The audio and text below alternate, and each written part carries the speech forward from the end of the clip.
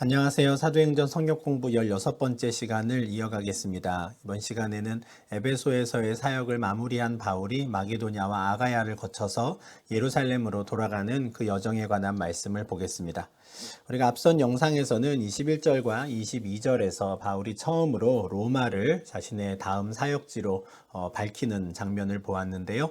현재 에베소에 있던 바울은 그곳에서 마게도냐와 아가야를 거쳐서 결국 로마까지도 가서 내가 복음을 전하겠다라는 의지를 보입니다. 그렇지만 그는 먼저 디모데와 에라스도라는 두 사람을 마게도냐 지역으로 보내는데요. 이들은 바울이 보내는 고린도 지역 또 마게도냐 지역에 있는 교회들에 보내는 편지를 가지고 가서 이후에 바울이 올 때까지 매주 첫날 모임을 하면서 예루살렘 교회를 도울 구제 헌금을 모으는 그 사역을 미리 담당하게 됩니다. 이처럼 바울은 디모데와 에라스도를 마게도냐로 보내서 다음 사역을 준비하게 하고 자신은 좀 더 아시아 지역 에베소에 머물러 있는데요. 23절 이후에서는 에베소에 남아있던 바울에게 일어난 마지막 사건에 대한 기록이 있습니다.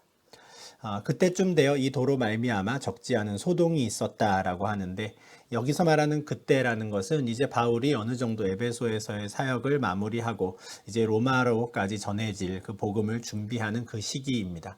그때 이 도, 예수 그리스도에 관한 이 복음의 소식으로 인해서 에베소에 소동이 있었다는 것이죠. 근데 에베소에서의 소동은 앞선 다른 지역과는 조금 다릅니다. 그동안 바울이 겪었던 많은 환란이나 핍박들은 그 지역의 유대인들로부터 오는 것이었는데요.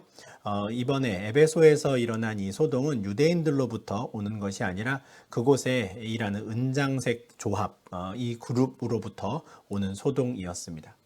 데메드리오라 하는 어떤 은장색이 은으로 아데미의 신상 모형을 만들어 직공들에게 적지 않은 벌이를 하게 하고 있었습니다. 은장색이라고 하면 은을 가지고 어떤 여러 물건을 만들어 파는 사람들인데요. 이 조합이 있었던 것 같고요. 같은 일을 하는 사람들이 크게 그룹을 지어서 있었는데 이들의 우두머리가 데메드리오였던 것 같습니다. 이 데메드리오를 주축으로 해서 이 은장색, 에베소의 은장색들이 가장 많이 만들어 팔고 그들의 가장 큰 수입이 되었던 것은 바로 아데미의 신상 모형이었습니다. 아데미는 아르테미스라고 하는 그리스 신화에 나오는 여신인데요. 제우스의 딸이고 풍요와 또 다산을 상징하는 여신입니다.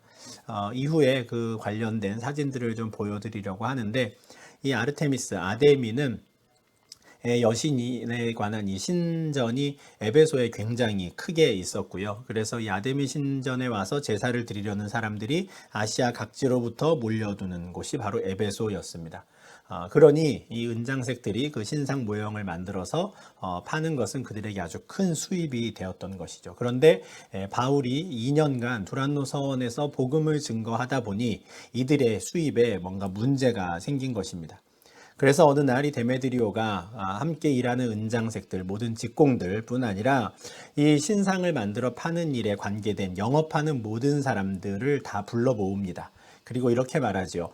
여러분도 알거니와 우리의 풍족한 생활이 이 생업에 있는데 이 바울이 에베소뿐 아니라 거의 전 아시아를 통하여 수많은 사람을 권유하여 말하되 사람의 손으로 만든 것들은 신이 아니라 하니 이는 그대들도 보고 들은 것이라.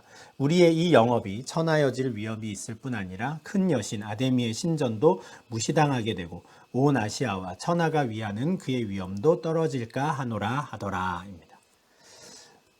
이 데메드리오가 함께 일하는 사람들 또 함께 돈벌이를 하는 그 영업하는 자들을 모아놓고 바로 저 바울 때문에 우리 수입에 문제가 생겼다라고 이야기합니다. 왜냐하면 바울이 두란노 서원에서 사람의 손으로 만든 것은 신이 아니다.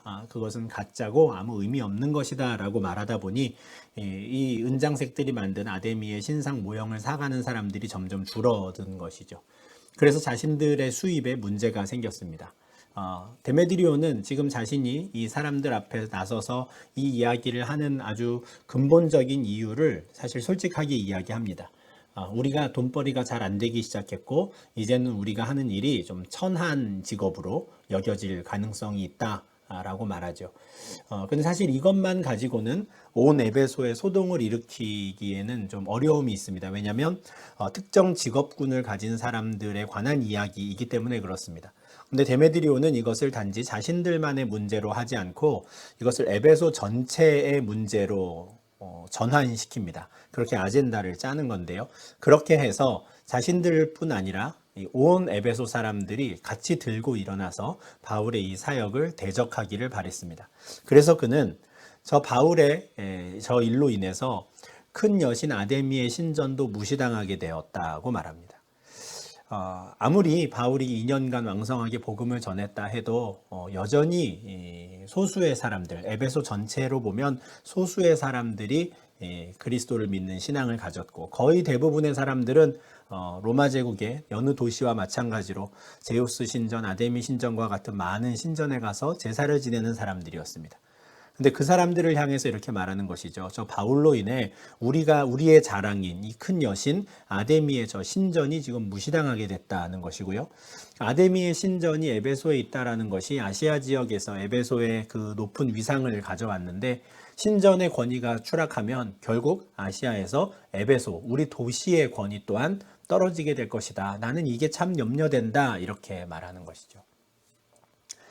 사실 이 데메드리오가 사람들 앞에 나서서 이렇게 말하는 것은 우리가 앞서 빌립보의 상황을 본 적이 있는데요. 16장 19절과 21절에서 마게도냐의 첫 성이었던 빌립보에서 바울이 복음을 전하다가 자신을 따라오는 점치는 귀신 들린 여종으로부터 이제 귀신을 쫓아낸 적이 있었죠. 그때 점치는 귀신이 쫓겨난 이후에 더 이상 그 여종이 점을 치지 못하게 되었을 때 그 여종의 주인들이 자기 수익의 소망이 끊어진 것을 보고 바울과 실라를 고발한 적이 있었습니다. 동기는 똑같죠. 이 빌립보의 그 귀신 들린 여종의 주인들도 내 수입에 문제가 생기니 이제 바울과 실라를 고발하였는데 이 지금 에베소에서도 마찬가지인 겁니다. 은장색들이 자신들의 수입에 문제가 생기니 이것을 소동을 일으키기 시작하는 것이죠. 근데 빌립보의 이 여종의 주인들은 원래 의도, 원래 이유는 감추고 바울과 실라를 고발하여서 이들이 우리 성에 와서 우리 성을 심히 요란하게 한다고 마치 테러리스트들과 같이 이 성을 아주 소동하게 만들었으니 엄벌을 내려야 합니다 라고 말을 한 적이 있었습니다. 이 정도까지는 아니더라도 데메드리오는 어느 정도 우리의 이익에 관한 문제다라는 것을 말하지만 역시나 이 사람도 바울이 계속해서 여기에서 사역을 하게 된다면 아데미 신전의 위상이 떨어질 것이고 그러면 에베소의 위상도 떨어질 것이다 라고 하여서 단지 이 일이 그냥 우리 돈벌이 때문에 나의 이익 때문에 이런 말을 하는 게 아니다 라는 식으로 교묘하게 그것을 감추죠. 사실 이런 일들은 지금도 많이 일어납니다. 우리가 어떤 나의 금전적인 불이익 또는 어떤 나의 손해가 사실은 주된 이유인데 그것을 감추기 위해서 나의 개인적인 욕망을 감추기 위해서 그럴듯한 종교적인 이유라든가 정치적인 이유들을 이야기하며 사람들을 선동하는 자들이 있죠. 예나 지금이나 별반 다르지 않은데 빌립보의 그 여종의 주인들이 그랬고요. 그리고 에베소의 이 데메드리오가 또 그랬습니다. 에베소에 있었다라고 전해지는 그 아데미의 신전에 관한 사진을 좀 보여드리겠습니다. 지금 보여드리는 이 사진은 그 거대했던 아데미 여신전에서 유일하게 남아있는 기둥입니다. 딱 이 기둥 하나가 제일 그래도 온전한 모습으로 하나 남아있는데 이 공터가 굉장히 크거든요. 저희가 가서 본 바로도 굉장히 거의 축구장 하나 정도 크기인데 실제 학자들이 연구해 보면 그 아데미 여신의 신전은 실제로 거의 축구장 규모에 해당하는 정도로 상당히 큰 규모였다라는 것을 알 수 있습니다. 길이가 115m 되고요. 폭은 55m 정도였다고 합니다. 국제 경기를 할 수 있는 공식적인 축구장의 길이가 100m에서 110m입니다. 그러니까 축구장보다 더 길지요. 축구장의 폭이 이제 64m에서 75m 정도 되니까 축구장보다 폭은 한 10m에서 15m 정도 좀 좁습니다. 그렇지만 길이가 좀 더 기니까 면적 자체는 거의 축구장 전체 면적에 해당되죠. 그리고 여기에서부터 높이가 19m가 올라갑니다. 지금 보여드리는 저 사진에 남아있는 저 대리석 원기둥, 원주와 같은 것이 한 19m짜리가 있고 더 올라가는데 저게 127개가 있었다라고 하는 것이죠. 어마어마한 규모입니다. 고대 건축물에 대한 여러 가지 연구 중에 이제 불가사의하다라고 여겨지는 것 중에 하나가 바로 이 에베소에 있는 아데미 신전인데요. 아테네에 있는 그 유명한 파르테논 신전 크기의 4배나 되는 어마어마한 신전이 있었을 것이다 라고 추정합니다. 그렇게 추정하는 내용들 여러 자료를 바탕으로 좀 이렇게 비율을 정하여서 축소한 모형이 에베소 박물관에 있었습니다. 에베소 박물관에 갔더니 이제 그래서 축소한 형태로 모형을 만들었는데 지금 보여드리는 사진이 바로 이 아데미 신전의 모형입니다. 굉장히 견고한, 그리고 이 대리석 원주가 127개가 겉으로뿐만 아니라 내부도 이 대리석 원주가 전부 이 지붕을 받치고 있습니다.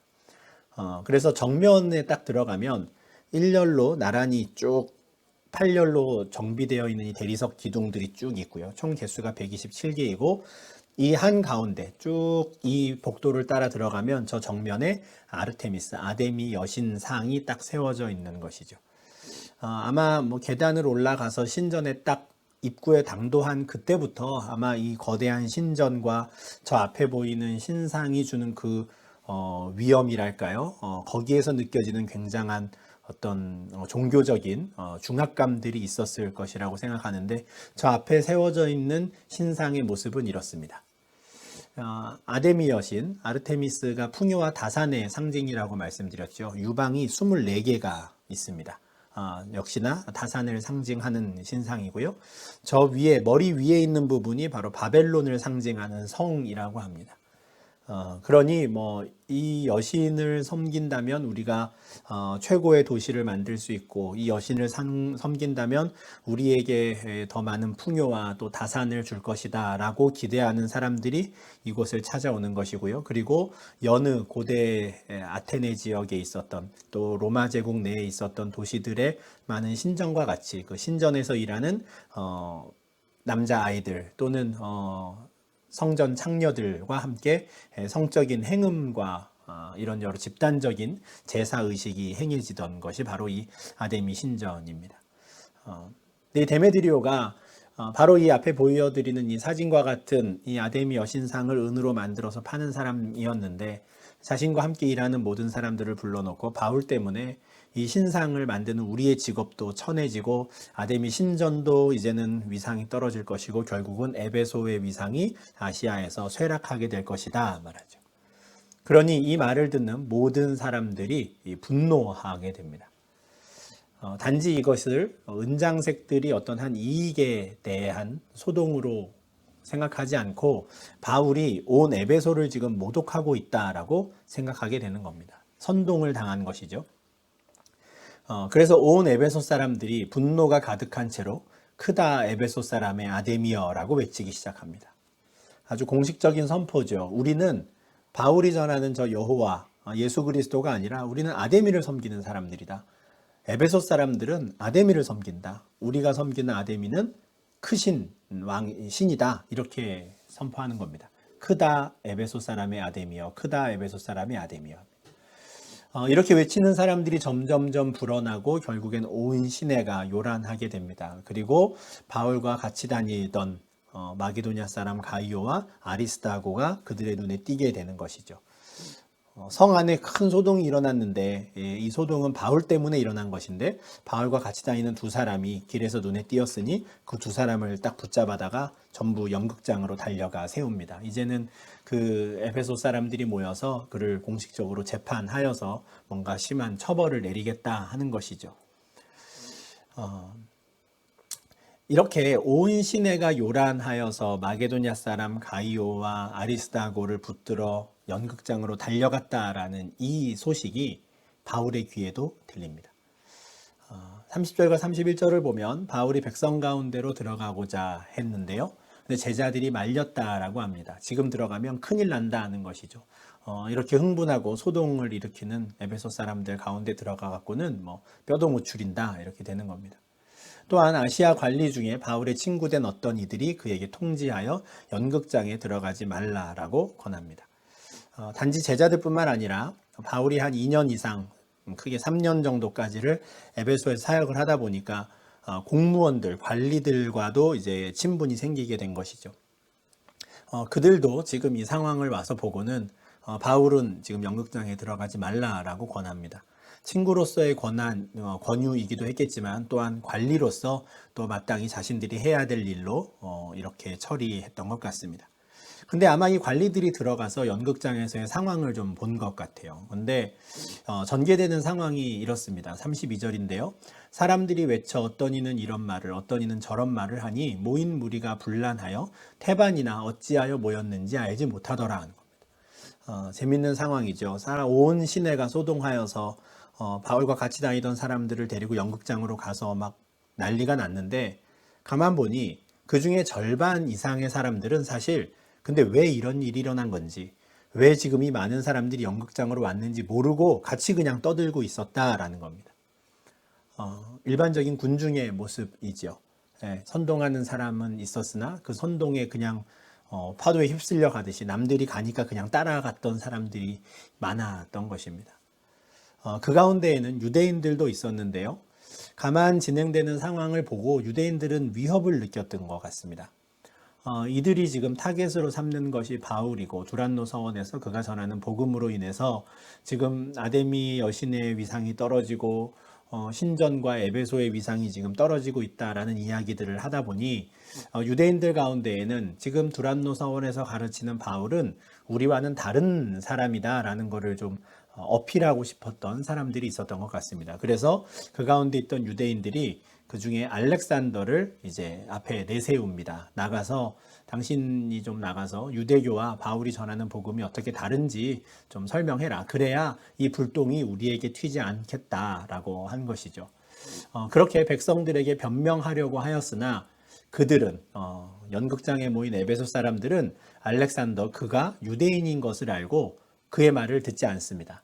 다시 또 한 소리로 크게 외쳐서 크다 에베소 사람의 아데미여 이렇게 하는 것이죠. 유대인들이 지금 다 싸잡아서 이렇게 좀 봉변을 당할 수 있는 지금 상황에 처하게 된 것입니다. 아마 이 일로 인해서 또 유대인들은 또 바울에 대한 또 분노를 더욱더 키우지 않았을까 싶은데요. 이렇게 연극장에 모여서도 크다 에베소 사람의 아데미어라고 외치는 이 시간이 무려 2시간 동안이나 되었다라고 합니다. 그러니 연극장의 상황을 보았던 이 아시아 지역 에베소의 관리들은 이제 이 모든 상황에 책임을 지고 있는 서기장에게 가서 보고했을 것이고요. 그 서기장이 와서 무리를 진정시키는 일을 합니다. 에베소 사람들아, 에베소시가 큰 아데미와 제우스에게서 내려온 우상의 신전지기가 된 줄을 누가 알지 못하겠느냐. 이 일이 그렇지 않다 할 수 없으니 너희가 가만히 있어서 무엇이든지 경솔이 아니하여야 하리라. 크다 에베소 사람의 아데미어라고 하는데 우리가 다 지금 이걸 알고 있지 않냐 이렇게 진정시키는 거예요. 지금 소동을 일으키는 사람들의 말을 들어주는 겁니다. 우리가 이 아데미 여신과 또 제우스 신을 누구보다도 열심히 섬기는 우상의 신전지기가 된 것을 어느 누가 모르겠느냐. 우리는 이 일에 자부심을 가지고 있다라고 말하는 겁니다. 너희가 지금 하는 말을 시에서도 공식적으로 다 알고 인정하고 있다는 겁니다. 실제로 그러했던 것이 1년에 한 번씩 이렇게 에베소 지역에서 아르테미스 여신, 아데미 여신을 섬기는 그 축제가 시작이 되면 에베소의 전체 책임자, 총독이 나와서 그 신전 앞에 절도 하고요. 신상 앞에 그 행렬에 적극적으로 동참했다라고 합니다. 그러니까 공식적인 어떤 에베소 전체 시의 어떤 신앙, 종교와도 같았던 것이죠. 그러니까 서기장도 이런 이야기를 하는 겁니다. 너희가 말하는 것처럼 우리는 아데미를 섬기는 사람들이고 제우스를 섬기는 사람들이다 라고 말하는 거예요. 뿐만 아니라 사실 에베소에는 정말 많은 로마 또 그리스 시대에 그 많은 신전들이 있었습니다. 앞서 보여드렸던 이 아데미 여신전뿐 아니라 에베소 지역의 그 유적지들을 가보면요, 황제를 섬기는 그 신전들도 있고요. 또 다른 니케라고 하는 전쟁의 여신이라든가 여러 그리스 로마 제국의 그 신화에 나오는 신전들이 많이 있었습니다. 그러니 우리는 이렇게 신들을 섬기는 일에 자부심을 가지고 있는 사람들이다 라고 이야기를 하는 것이죠. 그렇지만 그는 아주 공정한 판정을 내립니다. 판결을 내리는데요. 그러나 신전의 물건을 도둑질하지도 아니하였고 우리 여신을 비방하지도 아니한 이 사람들을 너희가 붙잡아 왔으니 만일 데메드리오와 그와 함께 있는 직공들이 누구에게 고발할 것이 있으면 재판날도 있고 총독들도 있으니 피차 고소할 것이요 라고 말하죠. 그런데 너희들이 지금 잡아온 이 두 사람은 왜 잡아왔느냐 하는 겁니다. 신전의 물건을 도둑질했느냐? 아니라는 거죠. 그럼 이 두 사람이 직접적으로 우리 여신을 비방했느냐? 아니라는 것이죠. 실제로 바울을 비롯한 바울에 함께했던 사역팀들은 다른 우상들을 비방하지 않습니다. 그저 여호와 하나님을 선포하고요, 예수 그리스도를 전하는 것뿐이죠. 우리가 복음을 전할 때 있어서 아주 중요한 태도입니다. 무례하지 않아야 하는 것이죠. 그들이 설령 지금은 거짓 우상에게 빠져 있는 사람일지라 하더라도 그들을 무시해서는 안 되는 겁니다. 다만 우리가 믿는 그 참 하나님 예수 그리스도를 그냥 증거할 뿐이죠. 바울의 사역이 그러했다라는 겁니다. 그들은 여신을 비방하지 않습니다. 다만 예수 그리스도만을 증거하는 것이죠. 그러니 이 서기장 입장에서는 이 지금 에베소 시민들이 붙잡아온 두 사람에게 어떤 죄를 발견할 수 없었다라는 겁니다. 그리고 실제로 뭔가 고소하고 고발할 것이 있으면 이렇게 선동해서 소동을 일으키지 말고 정식 재판을 잡아라 하는 거예요. 그 재판에서 너희들을 판결해 줄 총독들이 있다라고 말하는 것이죠. 그리고 법정에서 다툴 일이 아니라면 만일 그 외에 무엇을 원하면 정식으로 민회에서 결정할지라 합니다.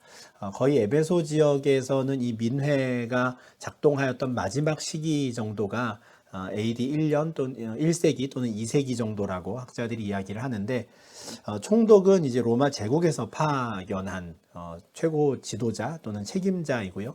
민회라는 것은 에베소의 시민들이 모여서 뭔가를 결정하는 회의, 공식적인 기구입니다.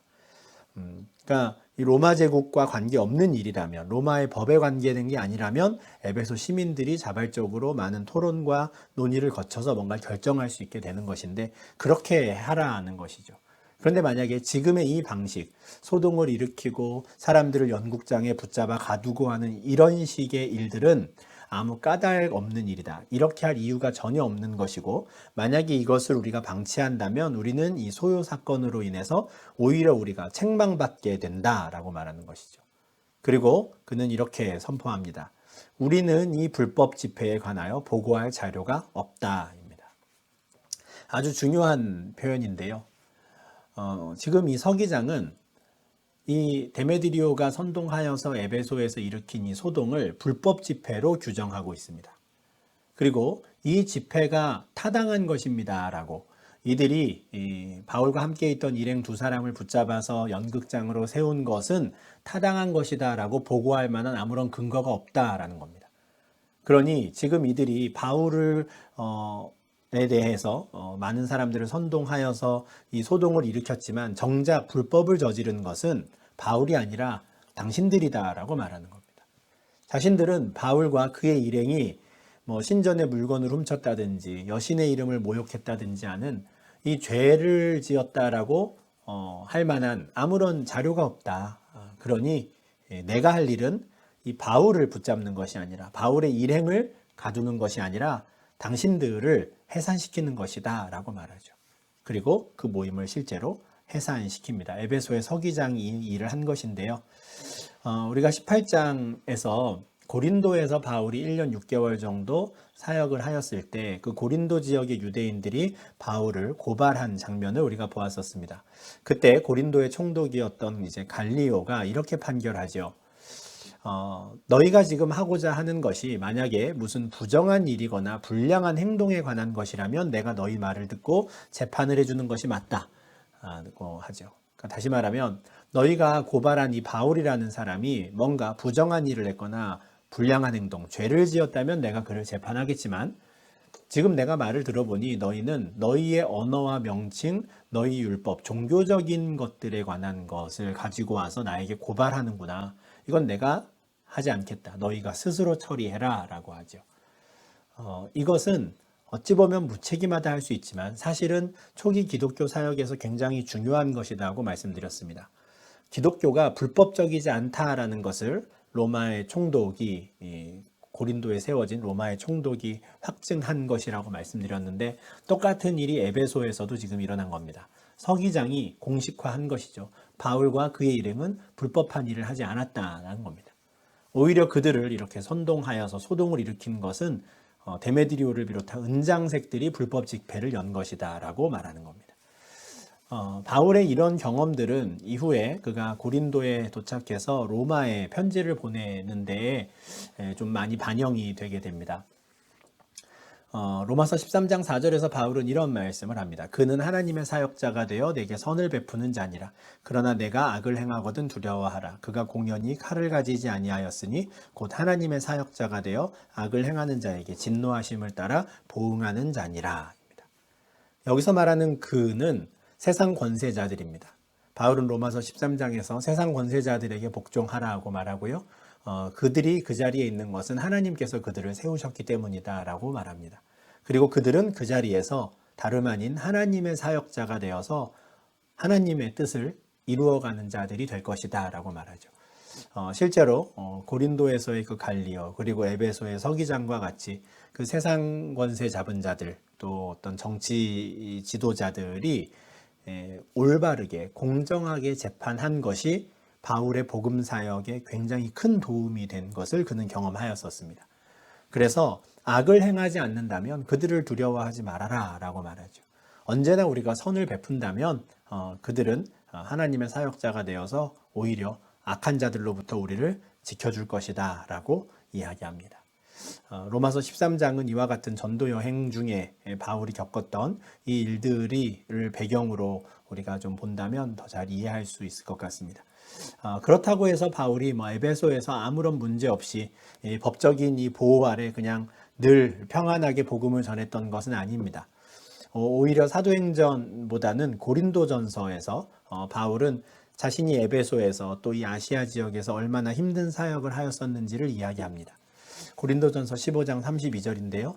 내가 사람의 방법으로 에베소에서 맹수와 더불어 싸웠다면 내게 무슨 유익이 있으리요. 죽은 자가 다시 살아나지 못한다면 내일 죽을 터이니 먹고 마시자 하리라.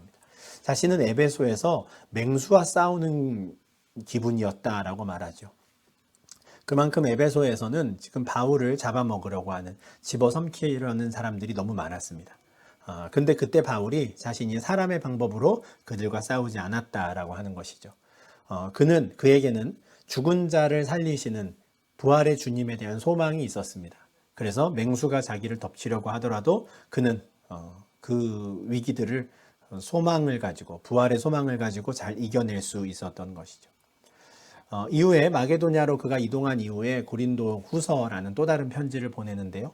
거기서도 아시아에서 만난 환난에 대해서 이렇게 말합니다. 우리가 아시아에서 당한 환난을 너희가 모르기를 원하지 아니하노니 힘에 겹도록 심한 고난을 당하여 살 소망까지 끊어지고. 얼마나 그 환난이 컸고 큰 고난들을 에베소에서 아시아에서 당했는지 살아갈 소망이 다 끊어졌었다는 것이죠.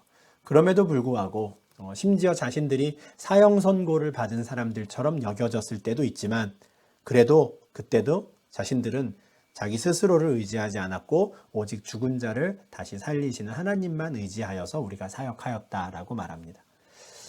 이처럼 에베소에서 고린도도 그렇고 다른 사역지도 그렇지만 바울과 그의 일행은 복음을 전하는 일에 최선을 다하였고요.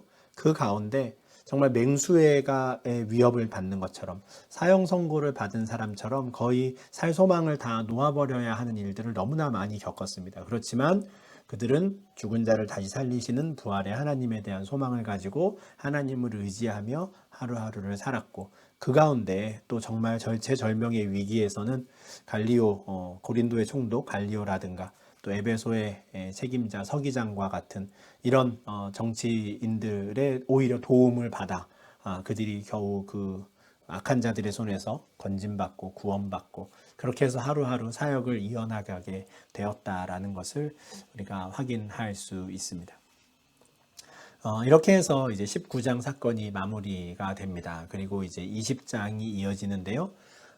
에베소에서의 이 모든 소요가 그치고 바울은 제자들을 불러 권한 후에 작별 인사를 하고 이제 에베소를 떠나 마게도냐로 가게 됩니다. 사실 일찌감치 이 소동이 일어나기 조금 전에도 이미 바울은 로마로 내가 이제 가야겠구나라고 생각해서 디모데를 비롯한 또 다른 형제들을 먼저 마게도냐로 보낸 적이 있었습니다. 그런데 잠깐 더 아시아에 머무르는 동안에 그가 이 아데미 신상을 만드는 은장색들이 일으킨 소동 때문에 아주 큰 환란을 당하게 되었는데 다행히 그것이 잘 마무리되고 위기를 넘기고 그는 작별 인사를 하고 가게 됩니다. 이제 그는 마게도냐로 건너갈 것이고요. 또 마게도냐에서 그리스 남부 지역 아가야로 올 것이고 이제 예루살렘을 거쳐서 그가 생각했던 대로 로마로 가는 여정을 이제는 시작하게 됩니다. 근데 사도행전에는 그장 20장 1절에서 에베소를 떠나서 바로 마게도냐로 갔다라고 말하는데요. 고린도 후서 2장 12절과 13절을 보면 조금 자세한 일정이 나옵니다. 내가 그리스도의 복음을 위하여 드로아에 이름에 주 안에서 문이 내게 열렸으되 내가 내 형제 디도를 만나지 못하므로 내 심령이 편하지 못하여 그들을 작별하고 마게도냐로 갔노라 합니다. 그러니까 에베소에서 마게도냐로 바로 간 것이 아니라 드로아를 들른 것이죠. 드로아도 그가 2차 전도 여행 중에 갔던 곳이죠. 원래 그가 갈라디아 지역 사역을 마치고 아시아 지역 또 비두니아 지역으로 가서 복음을 전하려고 했을 때 성령께서 다 막으시고 그를 드로아로 인도하셨죠. 드로아에서 그는 마게도냐 사람이 꿈에 나타나는 환상을 보았는데 바로 그 드로아로 다시 간 것입니다. 그곳에서 주 안에서 문이 열렸다라는 것은 또 드로아에서도 복음을 전할 수 있는 기회들이 주어졌다라는 의미일 텐데 그곳에서 그는 디도라는 또 다른 형제를 기다리며 사역을 하고 있었습니다. 사도행전에 그리고 고린도 후서에는 이 디도를 왜 기다렸는가에 대한 구체적인 이유가 나오지는 않고 있는데 다음 내용들을 보면 이 디도를 그 이전에 아주 진작에 고린도 지역으로 바울은 보냈던 것 같고요. 그리고 그 디도가 고린도 교회의 소식을 가지고 오기를 기다리고 있었던 것 같습니다. 그리고 디도를 만나기로 한 것이 바로 드로아였던 것이죠. 그런데 드로아에서 아무리 기다려도 디도가 오지 못해서 굉장히 좀 염려하는 마음으로 혹시 그에게 무슨 문제가 생긴 것은 아닌가 걱정하는 마음으로 일단은 마게도냐로 건너가게 되는 것입니다. 그래서 이런 말씀들을 종합을 해보면 에베소에서 바울은 마게도냐로 바로 건너간 것이 아니고요. 드로아로 갔고 드로아에서 디도를 기다렸으나 디도를 만나지 못해서 어쩔 수 없이 먼저 마게도냐로 건너가게 됩니다. 마게도냐에서 그가 구체적으로 어떤 도시들, 어느 지역을 다녔는지는 나와 있지 않지만 우리가 이미 앞서 2차 전도 여행에서 보았던 그 도시들 빌립보와 데살로니가 또 베레아 지역을 다니며 믿음을 가진 형제들을 또 만나고 그들을 권면하지 않았을까 싶습니다. 드로아에서 만나기로 했던 그 디도를 그는 그리고 마게도냐에서 만나게 되는데 디도에 대해서 굉장히 염려하며 드로아를 떠났었던 바울 입장에서는 디도를 다시 만나서 굉장히 큰 위로와 또 평안을 얻게 됩니다. 이와 관련된 말씀이 이제 고린도후서 6장 5절과 6절에 있는데 우리가 마게도냐에 이르렀을 때입니다. 에베소에서의 사역을 마치고 드로아를 지나서 마게도냐로 왔을 때 그때 육체가 편하지 못했었고요. 사방으로 환란을 당하여 굉장히 불안한 상황이었습니다. 다시 이 지역을 찾았을 때 여전히 그 지역에 있는 유대인들이 또 앞장서서 바울을 대적하고 그를 핍박했겠죠. 그렇게 참 어려운 중에 있었는데 낙심한 자들을 위로하시는 하나님이 디도를 그때 만나게 하셨다는 겁니다. 우리가 참 육체적으로도 힘들고 또 심리적으로 또 영적으로도 굉장히 눌려 있을 때 그렇게 염려하고 또 보고 싶었던 또 다른 형제 디도를 만나게 하심으로 하나님이 우리를 위로하셨고 낙심하지 않고 다시 일어날 수 있는 새 힘을 주셨다라고 하죠. 이 디도를 통해서 바울은 고린도의 상황을 듣습니다. 그리고 마게도냐에서 이 고린도 후서를 이제 고린도 지역으로 다시 보내게 되는데요. 이 이후의 상황에 대해서 이제 계속해서 사도행전 20장 2절과 3절에서 말씀합니다. 그 지방으로 다녀가며가 방금 보았던 그 마게도냐 지방입니다. 마게도냐 지방을 다녀가며 여러 말로 제자들을 권했고요. 이제는 남쪽 아가야 지방으로 내려옵니다. 여기서는 아가야를 이제 헬라라고 표현을 했는데요. 그 헬라에 와서 석 달 동안 머물렀다고 하죠. 지금 현재 그리스 지도로 보면 북부 지역에 있다가 이제는 남쪽으로 내려온 것인데요. 성경에 나와 있는 우리에게 알려진 이 아가야 지역의 도시들은 두 곳이 있었습니다. 아덴과 고린도이죠. 아마도 이 헬라 지역에서 3개월간 머무른 것은 이제 아덴보다는 아무래도 고린도에서 그가 3개월을 더 머무르지 않았을까 싶습니다. 왜냐하면 이미 고린도에서는 1년 6개월 동안 머무르며 사역을 했었고요. 그래서 그곳에 또 많은 형제 자매들이 있었기 때문에 석 달간 오랫동안 그곳에 머물기에는 아덴보다는 고린도가 좋지 않았을까 싶습니다. 바울이 이렇게 3차 전도 여행 중에 고린도에 왔을 때 이때 그는 로마에 있는 성도들에게 편지를 보냅니다. 사실 그가 로마에는 아직 한 번도 가보지 않은 상태이기 때문에 이 편지를 받는 사람들을 잘 모르는 상태에서 그는 편지를 씁니다. 그래서 다른 서신들에 비해서 로마서 16장에는 굉장히 많은 사람들의 이름이 등장하는데요. 그것은 바울이 최대한 이미 내가 로마의 성도들 중에 이만큼의 사람들을 내가 알고 있다는 것을 일부러 보여주는 겁니다. 그래서 바울을 모르는 사람들에게 자기를 보증해 줄 사람들을 미리 소개해 주는 것인데요. 그렇게 하는 이유가 있습니다. 로마서 15장 22절과 23절에 바울이 이렇게 말하죠. 내가 너희에게 가려 하던 것이 여러 번 막혔더니 이제는 이 지방에 일할 곳이 없고 또 여러 해 전부터 언제든지 서바나로 갈 때에 너희에게 가기를 바라고 있었으니입니다. 내가 여러 번 로마에 가고 싶었다고 하는 것이죠. 근데 이제는 이 지방, 지금 편지를 쓰는 고린도를 비롯한 이 아시아 지역 또 마게도냐와 아가야 지역에서는 내가 더 이상 복음을 전할 새로운 곳이 없어서 너희에게 꼭 가고 싶었다라고 말합니다. 그런데 로마서 15장 23절을 보니까 바울의 사역의 마지막 지적이 로마가 아니었습니다. 그는 서바나로도 가고 싶었습니다. 이 서바나는 스페인입니다. 지중해 저 서쪽 끝인 것이죠. 그래서 로마 제국의 수도인 로마를 어떤 영적인 의미에서의 땅끝이라고 한다면 실제 지리적인 상황에서 로마 제국에서 바울 입장에서의 땅끝은 또 서바나가 될 수 있는 것이죠. 계속해서 복음을 땅끝까지 증거하기 위해 애를 쓰는 것인데 로마서 15장에서 우리는 바울의 계획이 또 한층 더 진일보해서 로마를 넘어 이제 서바나까지도 가고자 했다는 것을 알게 됩니다. 그런데 15장 24절에 보면 내가 서바나로 지나가는 길에 너희를 보고 너희와 좀 교제를 하고 싶고 그리고 너희가 나를 그리로 서바나 스페인으로 보내주었으면 하는 바람으로 내가 이 편지를 쓴다라고 하죠. 로마에 있는 교회에 이제 편지를 보내면서 그들의 안부를 묻고 또 그들에게 있는 문제들을 좀 해결해 주기 위해서 신앙적인 조언도 하지만 또 개인적으로도 자신을 스페인까지 그들이 좀 파송해 주었으면 하는 그에 필요한 경제적인 물질적인 도움을 좀 주었으면 하는 그 바람을 이렇게 나타냅니다. 그런데 이어지는 로마서 15장 26절을 보면 지금 당장 내가 너희에게 갈 수는 없다라고 말하죠. 왜냐하면 나는 지금 예루살렘에 좀 가야 한다는 거예요. 마게도냐와 아가야 사람들이 예루살렘 교회를 돕기 위해서 헌금을 한 것이 있는데 내가 이 헌금을 가지고 예루살렘에 가서 이것을 전달한 후에 그리고 내가 로마로 갈 것이고 로마를 지나 서바나까지 가고 싶다라고 말합니다.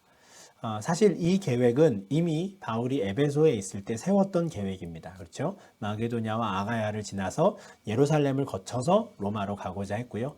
예루살렘 교회를 도울 헌금을 모으기 위해서 바울은 에베소에 있을 때 이미 디모데를 비롯한 자신의 형제들 에라스도를 마게도냐 아가야로 보내서 미리 그 구제 헌금을 준비하게 하는 일을 했었습니다. 그 계획에는 변함이 없고요. 다만 로마를 지나 이제 스페인까지도 가고자 하는 계획이 또 더 추가된 것이죠. 그래서 이제 마게도냐와 아가야까지의 모든 사역을 다 마친 후에 그는 이제 수리아로 가고자 합니다. 다시 지중해 동쪽 지역으로 가려고 했는데 뜻하지 않은 상황이 벌어집니다. 20장 3절과 4절인데요. 유대인들이 자기를 해하려고 공모함으로 마게도냐를 거쳐 돌아가기로 작정했다는 것이죠. 사실 원래 그는 2차 전도 여행과 같이 고린도를 끝나면 이제 갱그레아로 가서 갱그레아에서 배를 타고 동쪽으로 넘어갈 계획을 했을 겁니다. 그런데 유대인들이 자기를 죽이려고 계획을 세웠다는 소식을 듣는 거예요. 아마 배 안에서 바울을 죽이려는 계획이 아니었을까 싶습니다. 배 안에서는 꼼짝 못하는 상황이니까 많은 유대인들이 그 배에 함께 올라타 기회를 봐서 바울을 죽이려는 그 계획을 세웠다는 것을 듣는 것이죠. 그래서 배를 타고 아시아 지역으로 넘어가기보다는 다시 육로로 돌아서 북쪽으로 올라가서 마게도냐를 거쳐서 돌아갈 계획을 세웁니다. 시간적으로는 굉장히 오래 걸리고 좀 번잡해지는 상황이지만 안전상의 문제로 어쩔 수 없게 된 것이죠. 그래서 그의 여정이 굉장히 길어졌습니다. 에베소를 떠나서 드로아를 거쳐 마게도냐 지역을 사역하고요. 또 헬라 지역, 아가야 지역으로 내려와서 석 달 동안 머물렀던 그가 여기서 배를 타고 에베소라든가 수리아 지역으로 바로 가지 못하고 다시 북쪽으로 올라가서 마게도냐 지역을 돌아서 가는 이 상황이 되는 것입니다. 물론 성도들 입장에서는 다시 또 바울을 만날 수 있다라는 점에서 참 기쁘기도 했겠지만 그렇게 돌아가는 이유가 다름 아닌 그를 죽이려고 하는 유대인들 때문이다라는 것이 아마 또 많은 성도들의 마음을 아프게 하고 또 불안하게 만들지 않았을까 싶습니다. 근데 20장 4절을 보면 이렇게 고린도까지 이르렀던 바울이 다시 마게도냐를 거쳐 돌아갈 때 그와 함께하는 일행들이 굉장히 많아졌다라는 것을 볼 수 있습니다. 아시아까지 함께 가는 자의 명단이 있는데요. 베레아 사람 부로의 아들 소바더와 데살로니가 사람 아리스다고와 세군도와 더베 사람 가이오와 및 디모데와 아시아 사람 두기고와 드로비모라입니다. 이름은 어려우니까 이름은 기억하지 못하셔도 되는데요. 지역은 꼭 기억을 하시면 좋겠습니다. 베레아, 데살로니가, 더베, 아시아. 베레아와 데살로니가는 마게도냐 지역이고요. 그리고 더베는 갈라디아 지역입니다. 그리고 아시아는 에베소가 있는 곳이죠. 이처럼 여러 지역의 교회들의 대표자들이 바울과 함께 지금 가게 되는 겁니다. 안전상의 이유 때문일 수도 있겠지만 아마 가장 큰 이유는 지금 바울이 하는 일 때문일 겁니다. 바울은 로마로 가고 싶었지만 바로 가지 않고 예루살렘을 들렸다 갈 계획을 세웁니다. 왜냐하면 구제헌금을 예루살렘에 전해야 하기 때문이죠. 근데 그 큰 헌금을 바울은 혼자 가져가지 않습니다. 이건 아주 중요한 사역의 원리인데요. 바울을 신뢰하지 못해서가 아닙니다. 어느 누구나 그런 금전적인 또 돈에 대한 시험에 들 수 있기 때문이죠. 그리고 바울은 누구보다도 이런 부분에 있어서 아무런 거리낌 없이 깨끗한 것을 유지하고자 했던 사람입니다. 그래서 그는 일할 때에도 복음을 전할 때도 자기 손으로 돈을 벌어가면서 일했던 사람이죠. 그러다 보니 이 구제헌금을 전달하는 것도 혼자 가고자 하지 않았습니다. 각 지역, 각 도시에 교회의 대표자들을 한 사람씩 붙인 것이죠. 그리고 그들이 공식적으로 함께 가서 예루살렘에 헌금을 전달하게 하는 겁니다. 단지 안전상의 이유 또는 금전적인 어떤 시험에 들지 않기 위해서뿐 아니라 또한 실제로 이렇게 각 교회의 대표자들이 함께 예루살렘에 가서 이것을 전달한다는 것은 지중해 연안에 있는 모든 교회가 우리가 하나다라는 것을 좀 공식적으로 보여주는 성도 간의 교제에도 아주 굉장히 유익한 판단이었으리라 생각합니다. 그런데 이 사람들과 함께 이제 빌립보까지 도착을 하였는데요. 그 빌립보에서 이제는 에게해를 건너 드로아로 가야 하는데 바울은 이 사람들을 먼저 보냅니다. 그들을 먼저 드로아로 보내서 그곳에서 기다리게 하고요. 바울과 그의 일행은 빌립보에서 무교절을 지킵니다. 유대인으로서 그동안 지켜왔던 절기들을 그대로 지키는 것이죠. 먼저 드로아로 보낸 사람들은 유대인들이 아니었기 때문에 그들은 이 절기에 관계없이 자유롭게 먼저 드로아로 가지 않았을까 싶고 바울과 함께하는 그 유대인들은 또 남아서 무교절은 무교절대로 그 절기를 지킨 것으로 보입니다. 이제 빌립보에서 이제 그들은 드로아로 건너가게 될 것이고요. 드로아에서 이제 남쪽으로 내려가며 에베소의 장로들도 만나고 하며 예루살렘으로 가는 여정을 시작하게 될 것입니다. 근데 20장 6절을 보면 이런 표현이 있습니다.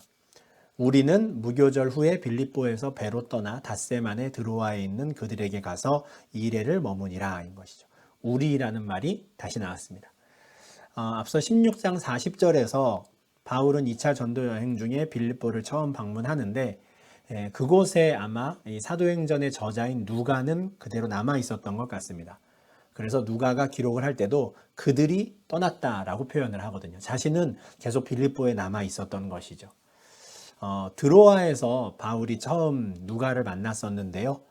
어쩌면 빌립보가 누가의 원래 고향인가 하는 생각도 좀 하게 되는 장면입니다.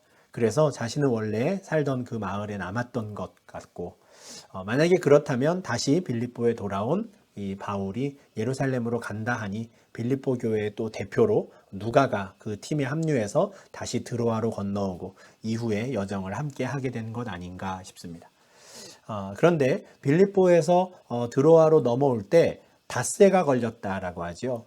2차 전도 여행 때 상황을 생각해 보시면 드로아에서 빌립보로 갈 때 이틀 만에 갔습니다. 하루를 중간에 쉬고 섬에서 쉬고 이제 들어가게 되는데 아마 바람의 영향 때문이 아닐까 싶고요.